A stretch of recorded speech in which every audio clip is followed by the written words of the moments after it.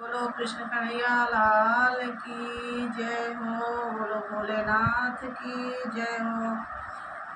राधे राधे दर्शकों, आज मैं आप सब लोगों के बीच में एक भोलेनाथ और कृष्ण भगवान का दोनों का मिलता जुलता भजन, एक दूसरे के दर्शन के इच्छुक हैं।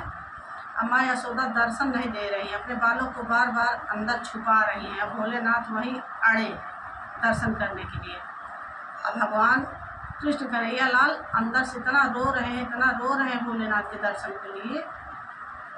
तो राधे राधे दर्शकों, जैसे भी लगे कमेंट करके बताना। प्लीज़ सब्सक्राइब करें, लाइक करें, सपोर्ट करें।